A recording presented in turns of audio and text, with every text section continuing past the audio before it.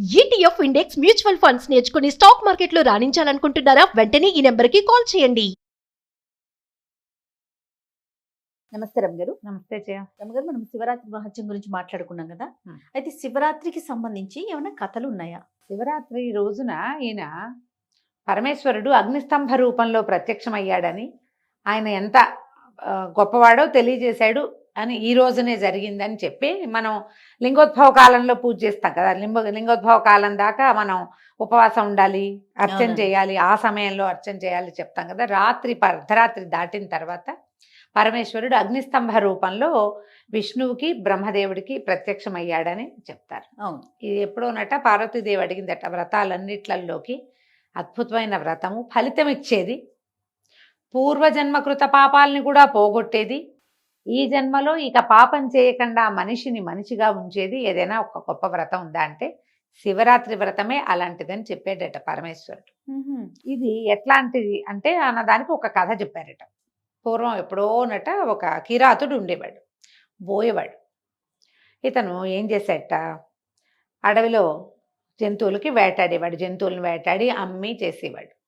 ఓసారి ఏమైంది, ఎవరికో అప్పు పడ్డాడు.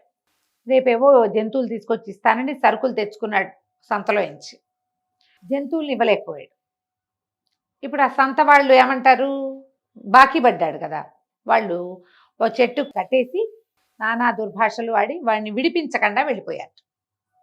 ఆ పక్కనే ఒక సమీపంలో ఒక శివ సన్నిధి ఉంది. దేవాలయం లాంటిది కాదు కానీ ఒక మండపం లాంటిది. అయితే శివభక్తులు చాలామంది రాత్రిపూట అక్కడ చేరి అక్కడ విశేషంగా భజనలు పూజలు జరుపుకున్నారు. తెల్లవార్లు ఆ చెట్టు కట్టేసి, ఇప్పుడు నిద్రపోతాడు అనుకో, చెట్టు కట్టేసి ఉన్నవాడు తలకైతే వాలిపోగానే మెండ పొట్టి మెలకు రాదు. అవును. వెనక్కాంతే కదా నిద్ర వచ్చేది.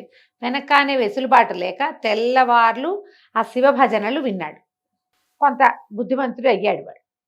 దీని తర్వాత కొద్ది రోజులకి వాడికి వాళ్ళ విన్నటువంటి ఆ శివనామాలు నోటికొచ్చినాయి. తెల్లవార్లు విన్నాడుగా. కొద్ది రోజుల తర్వాత అతను వేటకెళ్ళాడు. మళ్ళీ వెళ్తే ఏ మృగము దొరకలేదట. ఆ వాళ్ళ వీడి సమయం బాగుండి శివరాత్రి వీడు ఏం చేశాడు, అడవిలో ఉండి తెల్లవారేసరికి ఏదైనా సంపాదించాలనుకున్నాడు. ముందు ఈ అప్పు పడ్డాడు కదా, ఆ శివభక్తులంతా ఏం చేశారు, వాడి కట్లు ఉడదీసి ఎందుకురా నాయన నేను కట్టేశారని అడిగి ఇట్లా ఒక 4 నాణేలు, బంగారు నాణేలు 4 రాకాసులో బాగిపడ్డానండి అంటే వాళ్ళే ఇచ్చి ఆ బాకీ తీర్చారు. దాంతో శివనామం అంట, శివుడి వల్లే నాకు ఈ బాకీ తీరిందని నమ్మాడు వాడు. ఎప్పుడైతే ఈ వేటకు వచ్చాడు, సాయంకాలం అయిపోయింది, ఒక్క జంతువు కూడా పడలేదు. విసుగు పుట్టింది. కానీ తెల్లవార్లు ఇక్కడే ఉండి తెల్లారంగానే ఆ ఉచ్చులో ఏదైనా పడుతుందేమో చూద్దామని కొన్ని వలలు వేసి ఓ చెట్టెక్కి కూర్చున్నాడు. రాత్రిపూట సింహాలు, పులులు, చిరత పులులు, ఎలుగొడ్లు వేటకు వస్తాయి, వాటికి దొరికిపోతాడు వీడు. చెట్టెక్కి కూర్చున్నాడు. వీడి సమయం బాగుండి వాడు ఎక్కింది మారేడు చెట్టు. ఆ మారేడు చెట్టుకి కింద ముళ్ళు ఉంటాయి. ముళ్ళున్న చెట్టు వాడు ఎటా ఎక్కాడండి అని అడుగుతుంటారు ప్రతి వాళ్ళు. వాడు ముళ్ళున్నాయి కాబట్టి పులి కానీ ఎలుగుబంటి కానీ మారేడు చెట్టు ఎక్కబట. మామూలుగా మనకి చిరత పులులు, ఎలుగుబంట్లు చెట్లు ఎక్కేస్తాయి, ఈ పర్టికులర్ చెట్టు ఎక్కవు. అందుకని వాడు చూసుకుని ఇది ముళ్ళుగల చెట్టు, ఇది పూజ చేస్తారని తెలియదు వాడికి. ఇది ముళ్ళుగల చెట్టు కాబట్టి దీని మీదకి అవి ఎక్కవని వీడు పైకి ఎక్కి కూర్చున్నాడు. ఎప్పుడో పురాతన కాలంలో ఎవరో ఒక ఋషి కొన్నాళ్ళు ఈ చెట్టు కింద తపస్సు చేసుకుని ఒక చిన్న స్థాణు లింగాన్ని, ఒక రాతి లింగాన్ని అక్కడ పెట్టుకుని ఉంచుకున్నాడు. వీడు ఆ చెట్టు మీద కూర్చున్నాడా, సరే వాడి దగ్గర సొరకాయ బుర్రలో నీళ్లున్నాయి. మంచినీళ్ళు తాగబోయి కొన్ని నీళ్లు పారబోసేసుకున్నాడు కింద. ఆ సీత మూత తీసేటప్పుడు పడిపోయినాయి. ఈ పడి నీళ్లు పోయి శివలింగం మీద పడ్డాయి. అభిషేక ప్రియ శివ, ఆయనకి ఇష్టం. ఆ నీళ్లు ఎంగిల్ నీళ్ళ ఇంకో నీళ్ళ కాదు, నీళ్ళు అంతే. నీళ్లు పడ్డాయి. కాసేపు అయ్యాక వీడికి తూలు వచ్చేస్తుంది. ఏమిట్రా నాయన తూలు వచ్చేస్తుంది, ఈ శివుడు ఎక్కడన్నాడు, వీడికి గుర్తొచ్చింది. ఆ రోజు పాటలు విన్నాడుగా అని ఆ పాట పాడుకోవటం మొదలుపెట్టాడు. పాట పాడుకుంటూ కాసిన మంచినీళ్ళు తాగాడు, ఆవలించాడు, ఒళ్ళు విరుచుకున్నాడు. తోచట్లేదు. ఈ చెట్టు ఆకు ఒక్కోటి తుప్పటం వేయటం. ఆ ఆకు ఎట్లా ఉంటుంది, 2 ఆకులు ఇట్లా ఉండి మధ్యలో నుంచి ఇంకొక ఆకు ఉంటుంది. దీన్ని లాగితే అదేమిటి బాగా తెగదు. అదే మొదలుకి లాగేవనుకో, ఇక్కడ లాగితే బాగా తెగుతుంది. కరెక్ట్గా ఇట్లా తీస్తే దళం దళంగా వస్తాయి. ఓ దళం తీయటం కింద వేయటం తోచక ఓ రెమ్మ విరిచాడు. కాసేపు దాన్ని ఇటా ఇటా అన్నాడు. తర్వాత ఏం చేశాడు, ఒక్కొక్కటి తీయటం మొదలుపెట్టాడు. మనకు కూడా తోచకపోతే పిల్లలు చేస్తారు. అవును. ఈ ఆకులన్నీ, మారేడు దళాలన్నీ వెళ్ళి ఆ శివలింగం మీద పడ్డాయి. వీడు పాట ఒకటి పాడుకుంటున్నాడుగా, శివుడు శివుడు పాట పాడతాడు. శివుడు ఏమీ పడినివ్వలేదు, ఒక్క జంతువు దొరకలేదు, ఒట్టిగా శివుడు శివుడు అంటున్నాడు. శివుడు దేవుడే కాదు అని నిందాస్తుతి కూడా చేస్తున్నాడు. దేవుడైతే నాకు దొరక్కపోయేదా, ఏ పాట పాడినా ఒకటే. అవాళ ఈ పాట పాడడం వల్ల అప్పులు తీరినాయి, కట్లు విడినాయి అని నేను నమ్మాను. కానీ ఇప్పుడు మన పని ఎక్కడవుతోంది అనుకుంటూ కాసేపు నిందిస్తున్నాడు, కాసేపు స్తుతిస్తున్నాడు, మధ్య మధ్యలో ఆకులు దూస్తున్నాడు, పోస్తున్నాడు. ఆహారం లేదు, మంచినీళ్ళు తప్ప, ఉపవాసం. కిందుంటే జంతువులు పట్టుకుంటాయేమోనని చెట్టు ఎక్కాడు, నిద్ర పడితే కింద పడిపోతానేమోనని నిద్రపోకుండా ఉన్నాడు, జాగారం. తర్వాత ఈ మన సొరకాయలో ఉన్నటువంటి, సొరకాయ బుర్రలో ఉన్న నీళ్ళెత్తి శివలింగం మీద పోసాడు, అభిషేకం. ఆకులు కోసి, బిల్వాలు కోసి వాటి మీద శివలింగం మీద పడేస్తున్నాడు, అర్చన. మధ్య మధ్యలో వాడికి నోటికొచ్చిన స్తోత్రాలు కూడా చదువుకుంటున్నాడు. ఇప్పుడు చేయవలసినవి ఏమిటి? శివరాత్రి అభిషేకం చేయాలి, ఉపవాసం చేయాలి, జాగారం చేయాలి, అర్చన చేయాలి, స్తుతి చేయాలి. 5 క్రియలు అయిపోతున్నాయి. తెల్లవారేసరికి వాడికి ఎంత సంతోషంగా అనిపించిందో. ఎందుకు? వీడి చెట్టు దిగి వచ్చేసరికల్లా వాడు పెట్టిన ఉచ్చులో ఒక లేడి చిక్కుకున్నది. శివుడిని బోళ్ళంతా స్తుతించాడు, శివ శివ అని పాడుకున్నాడు. ఆహాహా, శివుడి వల్ల కదా దొరికింది అని. ఆ లేడి దగ్గరికి వెళ్ళేసరికి దాన్ని కొడదామనుకున్నాడు ఒక దెబ్బ. చూస్తే అది నిండు చూలాలు కడుపుతో ఉంది ఆ లేడి. ఇక దగ్గరికి వెళ్ళేసరికి కొట్టద్దు కొట్టద్దు, నన్ను వదిలిపెట్టేసేయని మానవ భాషలో మాట్లాడింది. తెల్లబోయాడు. ఎవరు నువ్వు, మనిషిలాగా ఎట్టా మాట్లాడుతున్నావంటే, నేను రంభ అని నా పేరు, నేను పరమేశ్వరుడి చుట్టుపక్కల పరిచారికని, ఆ ప్రాంతంలో ఆయన కైలాసంలో ప్రమథగణాల దగ్గర అంతా పరిచారికని. హిరణ్యాక్షుడు అనే ఒక రాక్షసుడి మీద మనసు పడి శివారాధనలో కొంచెం అలసత్వం వహించానని, లేడిగా అయిపోండి మీ ఇద్దరు అని శపించాడు పరమేశ్వరుడు. నేను లేడిగా పుట్టాను, నా భర్త కూడా ఇక్కడే ఉన్నాడు, నేనేమో ఇప్పుడు గర్భవతిని, నన్ను కొట్టి చంపేశామనుకో పొట్టలో పిల్ల కూడా చచ్చిపోతుంది. నేను ఒక పని చేస్తా, నన్ను కట్లు ఉడదీసి నేను ఎక్కడ ఉంటున్నామో అక్కడికి వెళ్ళి పిల్లని ప్రసవించి నిండు నెలలు కనేస్తాను, పిల్లని అక్కడ ప్రసవించి నేను నీ దగ్గరికి వస్తాను, అప్పుడు కొట్టి చంపేద్దుగా అనేసరికి అర్థం కాలే. నమ్మచ్చో నమ్మకూడదో తెలియలే, కానీ నమ్మాడు. వదిలిపెట్టాడు. కానీ వదిలిపెట్టాడని ఎందుకు వదిలిపెట్టాను? చేతికి చిక్కిన దాన్ని వదిలిపెట్టాను. ఇప్పుడు నేను శివుడిని ఎట్టా అంటాను? ఆహారం కావాలి, ఆకలిస్తోంది, ఇంట్లో డబ్బులు, ఇంట్లోకి డబ్బు అవసరం, సంసారానికి డబ్బు కావాలి, లేడి దొరికింది, శివుడే పట్టించాడు అనుకున్నా. ఇప్పుడు శివుడే నా వదిలిపెట్టించినవాడు అని ఆలోచిస్తున్నాడు. ముందుకెళ్ళేసరికల్లా ఇంకో మొగలేడి, ఆడలేడి కనపడ్డాయి. ఇవెవరు? ఈ కడుపుతో ఉన్న లేడి తాలూకు భర్త, దాని సవితి.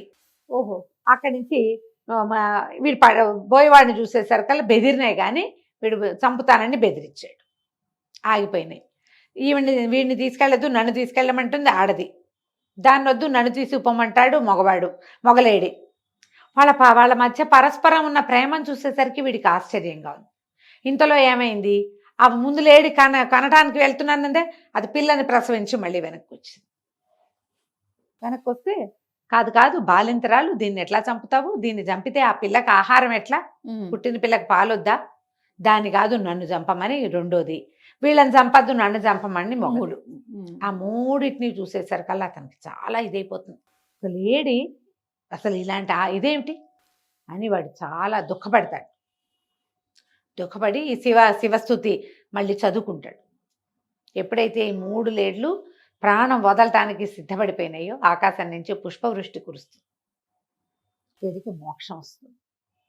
ఆ శివరాత్రి చేసినటువంటి దీనివల్ల, జంతువుల భాష తెలుసుకున్నాడు. క్రూరుడైన వాడు మెతగ్గా మారిపోయాడు. వాడికి కావలసిన ఆహారం వాడికి లభించినా వాడు తీసుకోవాలి. అట్లాంటి మార్పు వస్తుంది శివరాత్రి వ్రతం చేసిన వాళ్ళకి. ఈ కథ చెప్పబడుతుంది. ఇప్పుడు ఈ కథకి పూర్వగాథ మనం ఏం చెప్పుకున్నాం? బ్రహ్మ విష్ణువు ఇద్దరు ఎవరు నువ్వు గొప్ప నేను గొప్ప అని మాట్లాడుకుంటుంటే, మన ఇద్దరిలో ఎవరు గొప్పవాళ్ళు అని ఆలోచిస్తున్నప్పుడు పరమేశ్వరుడు అగ్నిస్తంభ రూపంలో ప్రత్యక్షమయ్యాడు. ఈ స్తంభం ఎవరు? దీని ఆద్యంతం లింగ రూపంలో ఉంది. ఆద్యంతాలు తెలుసుకోవడానికి పైకొకళ్ళు కిందకొకళ్ళు ప్రయాణం చేశారు. కింద దాకా వెళ్ళాడు విష్ణువు తవ్వుకుంటూ. ఎంత కిందకెళ్ళినా ఆయనకి కనపడల లోతు. రెండో భాగం కనిపించల, అంచు కనపడలేదు అని వెనక్కి వచ్చాడు. బ్రహ్మదేవుడు పైకి వెళ్తున్నాడు, ఎంత వెళ్ళినా ఏమీ లేదు. అయితే ఏమైంది, ఒక ఆవు మొగలి పువ్వు వస్తున్నాయి కిందకి. అది బహుశా పైకి వెళ్తే దేవతలు పెట్టిన మొగలి పువ్వే పడిపోయింది. ఆ మొగలి పువ్వు ఆవు దిగొస్తోంది. సురభి, అదే మన కామధేనువు లాంటిది అనుకో, కామధేనువు వస్తుంటే అడిగాడు బ్రహ్మదేవుడు, దీని చివరి చూసారంటే మేము చూడలేదన్నారు. అయితే ఈయన ఏం చెప్పాడు, ఇక్కడ సాక్ష్యం చెప్పండి, చూశానని చెప్పండి, నేను చూశానన్న సాక్ష్యం అని చెప్పి వీళ్ళని తీసుకొచ్చాడు. విష్ణువు బ్రహ్మదేవుడు ఎదురు పడ్డారు. విష్ణుమూర్తి చెప్పాడు, నేను ఈ శివలింగం తాలూకు కింది భాగాన్ని నేను చూడలేకపోయాను, నాకు తెలియలేదు అని చెప్తే, బ్రహ్మదేవుడు నేను పై భాగాన్ని చూశాను, ఇదిగో ఈ మొగలి పువ్వు సాక్ష్యం, ఇదిగో ఈ ఆవు సాక్ష్యం అంటే మొగలి పువ్వు అవునని ఊపింది. పొత్తి కదా, సరేనంది. ఆవు మాత్రం తలతోటి తల ఊపి తోకతోటి చూడలేదు అని చెప్పింది. చెప్పేసరికల్లా పరమేశ్వరుడు ప్రత్యక్షమై మొగలి పువ్వుకి నీకు పూజార్హత తీసేశాడు, నిన్ను పూజించరు, నువ్వు పూజల్లో పాల్గొనవు, ఇంకా క్షుద్రమైన పుష్పాన్ని అయిపోతావు, విలువ లేదు నీకు అని అబద్ధం చెప్పినందుకు. కానీ గోవు తలతో అవునని తోకతోటి కాదంది కాబట్టి, తోకతో నిజం చెప్పింది కాబట్టి, గో ముఖం చూడటం బదులు గో పృష్ఠాన్ని చూస్తే మంచిది. వెనక భాగమే గోవుకి ముఖ్యం.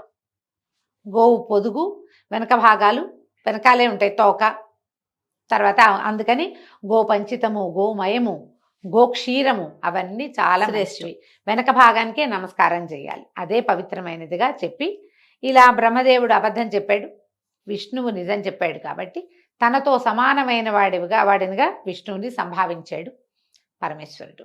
ఏ రోజునైతే ఈ మహాలింగ స్వరూపంలో అగ్నిస్తంభ రూపంలో ప్రత్యక్షమయ్యాడో ఆ రోజునే మనం శివరాత్రిగా మనం పూజ చేసుకుంటాము. మాఘమాసంలో జరిగిందని ఆ రోజున లింగోద్భవ కాలం దాకా ఉపవాసం ఉండి జాగరణ చేసి శివార్చన చేసుకుంటే విశేషమైన ఫలితం లభిస్తుంది. జన్మానికో శివరాత్రి అంటారు. కనీసం ఒక్కసారైనా జీవితంలో ఈ శివరాత్రికి ఉపవాసం ఉండాలి. ఏటా ఉండేవాళ్ళు ఉంటారు చాలామంది, వేల కొద్ది లక్షల కొద్ది ఉంటారు. ఎప్పుడు ఉండని వాళ్ళు ఓసారైనా ఓపిక చేసుకుని జాగరణో ఉపవాసమో శివార్చనో ఏదో ఒకటి చేసుకుంటే ఫలితం లభిస్తుంది. ఈ ముందు చెప్పుకున్న కిరాతుడి కథనే ఈ శివరాత్రి కథల్లో ముఖ్యంగా చెప్పుకుంటారు. నమస్తే. నమస్తే.